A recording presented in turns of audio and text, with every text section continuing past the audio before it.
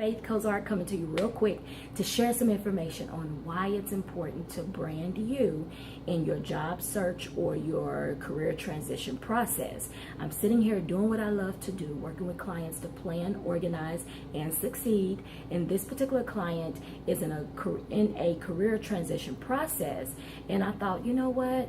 This information that I'm giving him is really good. It's video worthy. So here I am sharing this information with you, and I really hope that you get something out of it as well. So now let's talk about first what you do not want to do.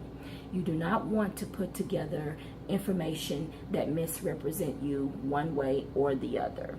One being that you hire someone like me that put together a brand together for you. Your from your cover letter to your resume to your business card, it's all one brand, and it's speaking the industry or that company's language, and it's really representing you as a professional, and then you walk through the door presenting something different. Neither do you want to send out something that misrepresents you, that does not market you well, and you miss out on an opportunity to go in and get an interview and really sell who you are as a professional. You don't want that to happen either. So it's so important that your resume or your portfolio comes together with you as a professional and you present one brand. So in doing that, these are three things that you need to do. You need to research, you need to survey, and you need to plan. So in your research process, you want to research everything from the company's vision, mission, core values, the employer, the CEO of that company, the founder of that company, everything about that industry, what their expectations of an employer is. You want to know all of that. Do your homework. Number one, you want to make sure that in doing your homework, this is a good job for you. You want it to be a win-win situation.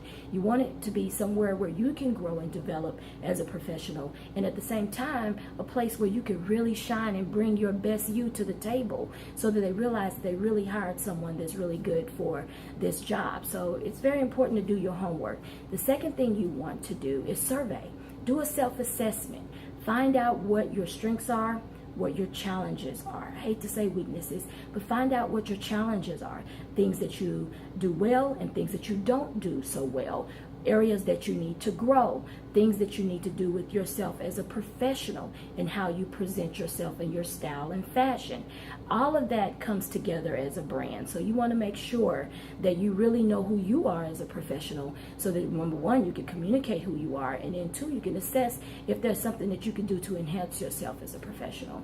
The third thing that you want to do is create a plan. I'm always talking about creating a plan. I do honestly believe that success starts with a plan.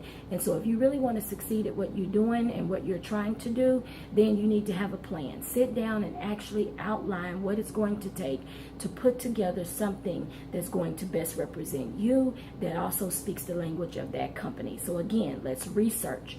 Do your due diligence and homework.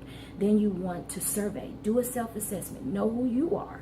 And then number three, you want to be able to construct a good, solid plan, so that when you begin to put this together, you don't have a lot of loopholes and you're overwhelmed in putting this information together.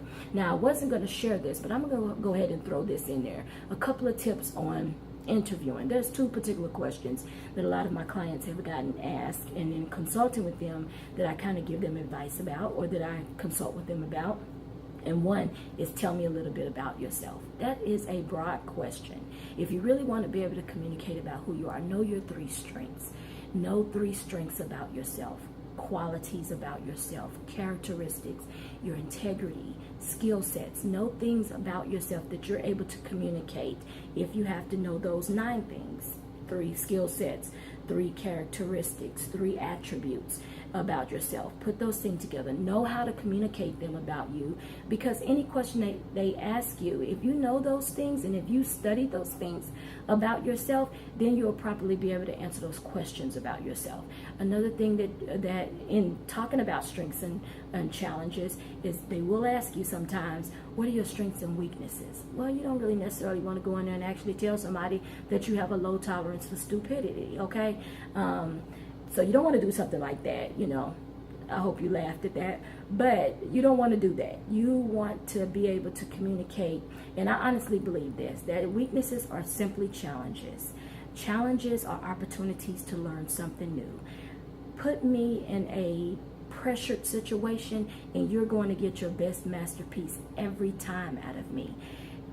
Having a challenge, having something that you've never done before, that's not a weakness. That's just an opportunity for you to get in there and shine and to show that employer or to show that industry or that company what you're really made of. So you don't want to communicate weaknesses, but you definitely want to capitalize on your challenges.